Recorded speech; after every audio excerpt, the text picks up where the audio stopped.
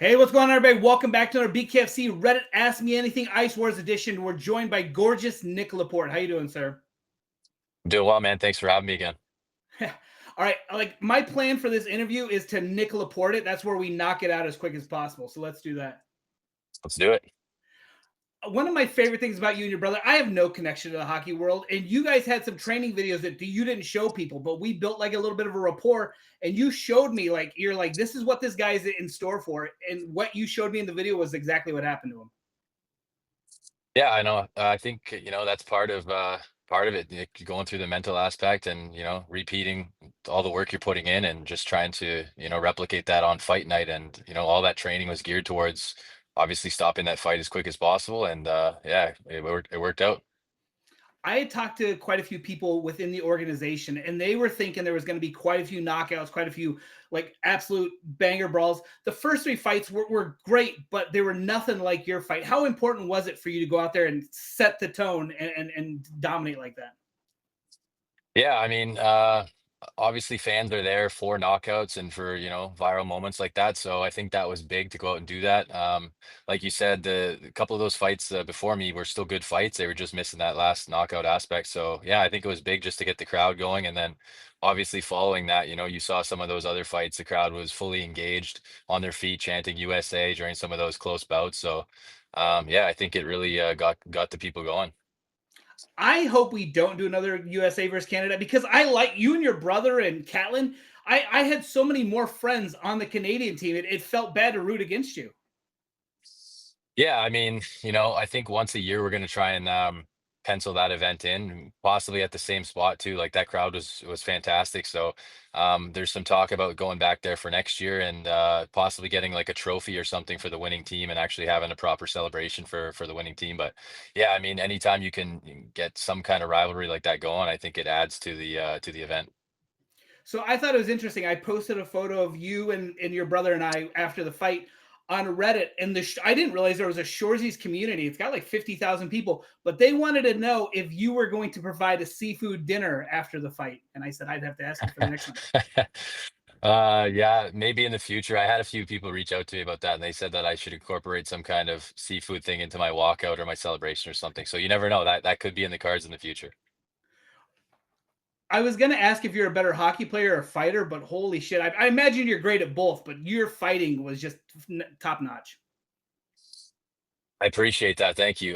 Like I said, it's just one of those things where I think I caught Matt off guard with that flurry at the start, and he just wasn't able to recover. So it kind of made me probably look a little better than it should have. But yeah, I worked hard on it. I was a little worried about the absence of 12, 13 years off without fighting. So um, I was kind of hoping to get a little bit more ring time. But like I said, speaking to you before the event, I was aiming for that first round knockout. So yeah, looking forward to get back in the ring and getting the second one under my belt. Your brother is confirmed for fighting. Are you on this upcoming card? Is it something you want to do, or like what's going on with you? Yeah, so that was the plan to have us both on the Edmonton card. For whatever reason, I was dealing with a little bit of a rotator cuff injury after that fight. I don't even know exactly when it happened, but it was kind of impossible to throw a punch or do any kind of training once I got back to Canada. So I just opted out for this one. I want to make sure I'm fresh and ready to go for the Tampa event there at the end of the summer. So. Okay, so I mean, you competed in this one. Is there anything that you think would be like a good rule change, a good something that Ice Wars could do to make the event better? Well, first and foremost, I mean, I'm not alone in this one. A lot of fans have been commenting on videos and things like that, talking about getting real ice. And obviously, Yeah. it's something that's going to be addressed here right away. Charlie's been talking about moving to real ice as soon as we can. It's just kind of like a logistics thing at this point. When you're in those smaller venues, it's a little difficult to get real ice for right now, anyways. Like, obviously, moving forward, we're going to hope to have it at all the events. But yeah, that's one major thing. I think there was a few good points. I think a friend of yours actually posted a video and he was doing a little review on what he thought the improvements could be. He talked about having a blue marker and a red marker for the corners just I so love people that. can. Yeah, I was a fan of that. And also I think the jerseys should be a little different on each side, so you can tell. Yeah. Again, I don't think it's going to be a battle of the border on every event, but just having like blue and red corner, differentiate. Sorry, different jerseys for each side. I think, and having names and numbers on the back of those jerseys, just kind of for fans to get to know the fighters, right? Because we're kind of new coming into this, so we've got a lot of unknown fighters, and if fans want to start cheering for their favorite fighters, it'd be nice to have those markings on the jerseys. But other than that, I think there's just it's just a growing process, man. Like nobody comes into their first combat sports event and hits a home run, right? So it's just building every time. Okay, so I talked to some of the other fighters. You have the Shorzy thing. You have some fame from that. But I talked to some of the other fighters. They go, look, I was a no name. I walked out there. I got a dominant win. Suddenly, everybody wants a picture with me. Everybody thinks I'm so great. Can you talk about that? Um, yeah, I think that'll come. Like the more these guys fight, and myself included, right? Like we're kind of going from an unknown to obviously a growing sport. And like I posted a video yesterday about my fight, and I think it's closing in on 500,000 views, right? So I Right. mean, the word is getting around with the sport, and yeah, I think that'll happen as we continue to go through events and guys start to show face more at these events. I think they're gonna have a little bit of popularity there for sure. I'm looking forward to a time when someone shows up and they got like a Nick Laporte jersey. Like even if I think Ice Wars to sell your guys' jerseys would be a fantastic idea. Yeah, that's something we've been talking about. Definitely, we check in with each other here pretty regularly with all the guys, the big brass, the broadcasters, and the fighters, and we've been kind of pooling some ideas together. That's one thing that's been consistently being brought up. So we are in the process of getting some jerseys made up with names on the back and numbers, and those will be available for fans to buy here moving forward in the next few months.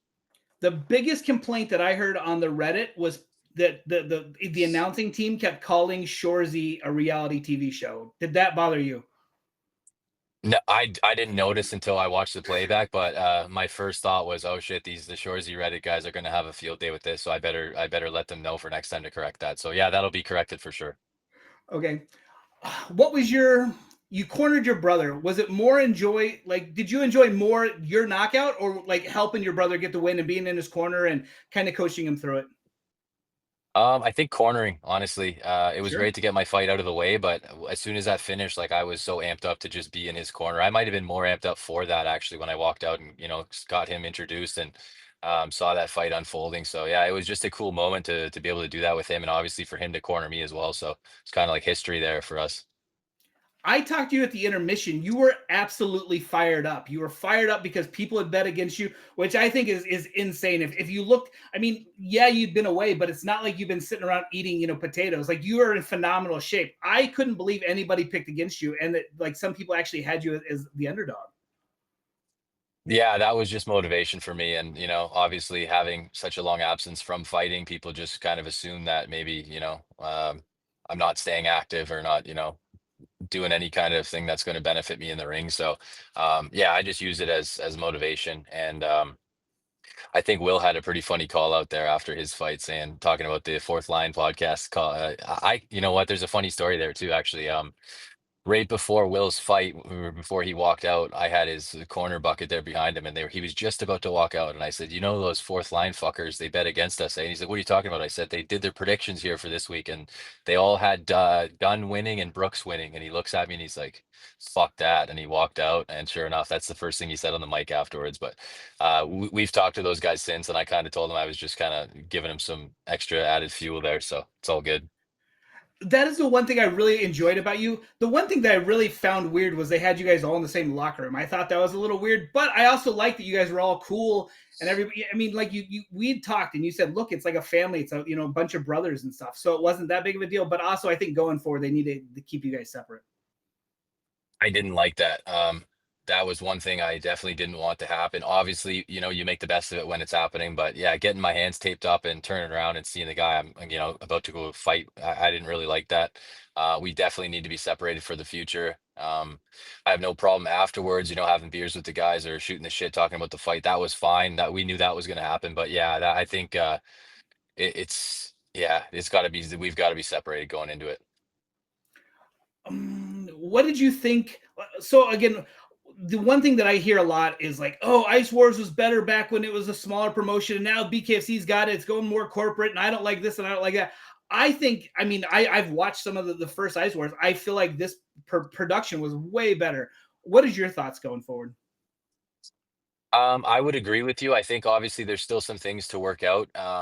The production did a good job, but there's a lot of things that could have been improved. And I think if we combined the efforts from, what we just did with, obviously we're pouring in a lot of money to the next Tampa show is going to be enormous. And I think we've got some more backing from BKFC there. So combine that with, some of the best fighters that were in the early Ice Wars and make a super card for Tampa, and I think we're gonna have the best production yet.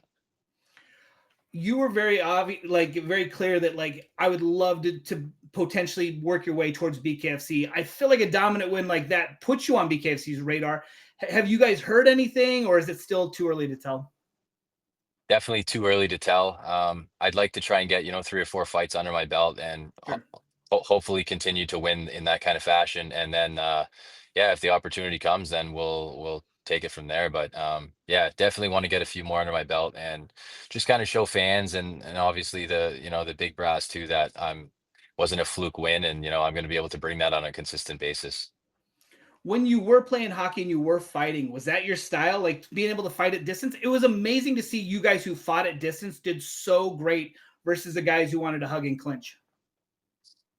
Yeah, I mean, being able to throw with both hands has always been a strength of mine when I do fight, and I think a lot of tough guys would tell you that's a huge advantage.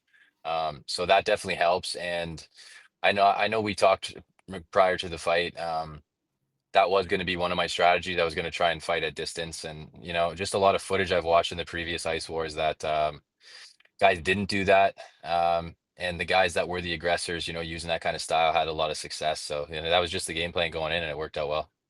Okay, so in past Ice Wars, there was a brother fight. I saw some people saying they thought you two should fight. I don't think that'll ever happen, but is there a chance that ever happens?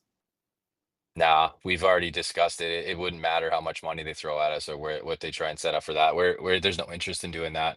We'll continue to fight on the same cards, but as far as the brother fight against each other, nah, no interest.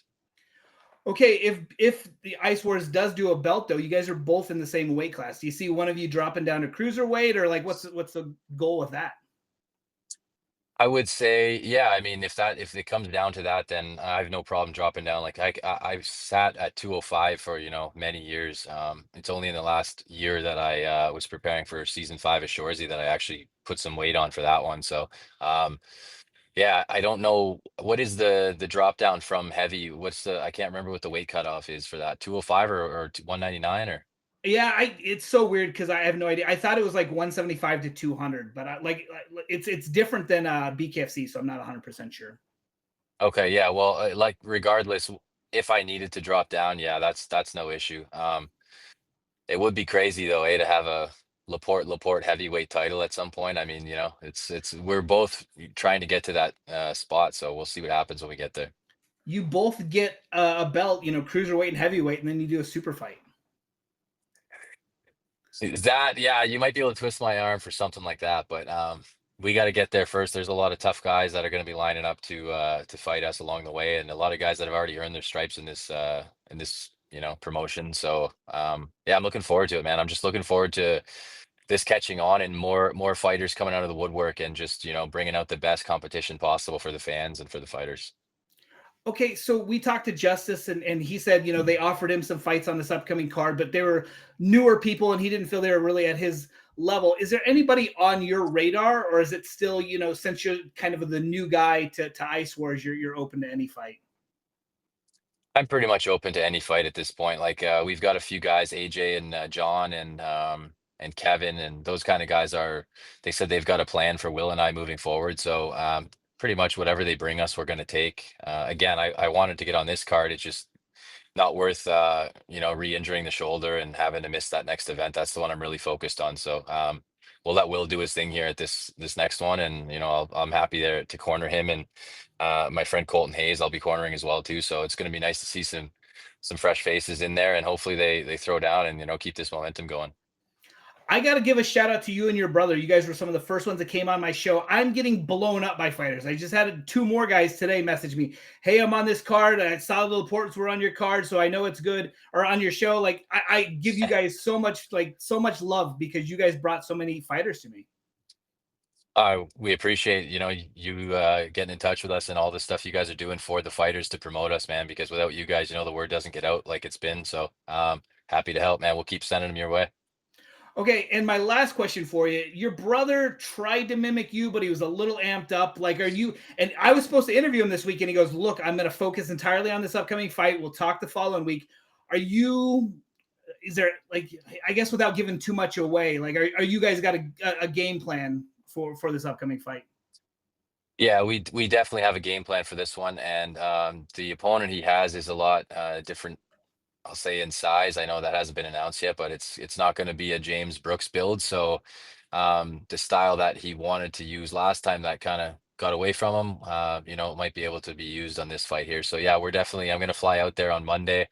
We're going to get, 3, 4 days into training together, just go over some things. But yeah, there's definitely a plan in place for this opponent. And if he executes it, body bag will be 2-0 in, a viral fashion here.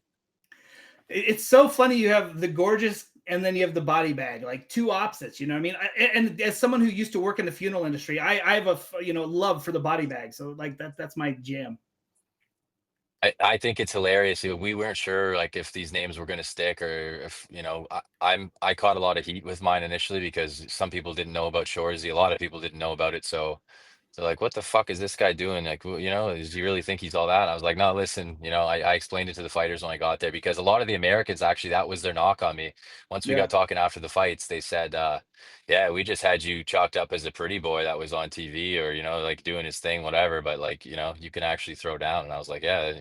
Gorgeous, gorgeous Laporte, buddy. It's got a stick now. So, All right. and Will's is the complete opposite, obviously, body bag. So, yeah, I love it. Dude, Will's daughter doing like the promo for him was fantastic today.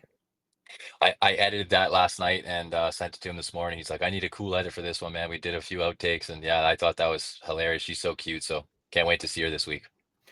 Okay, sir. Is there any message for the fans or anybody out there before we call it a day?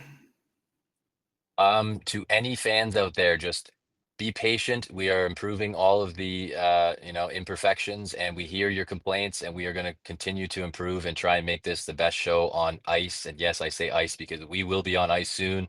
We've got some huge cards coming in the future. I think we'll be September, October, November, December for some big shows on real ice.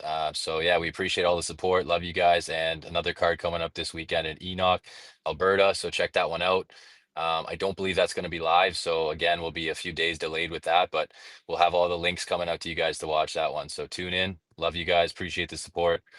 Bare Knuckle Ice Wars. I feel like if you're a fan, like absolutely bitch. If you don't like something, bitch. But you got to be the other end. If something's great, you got to tell people. You got to be like, oh, they did this phenomenal. So like, absolutely voice your issues about the complaints, but also praise the good stuff.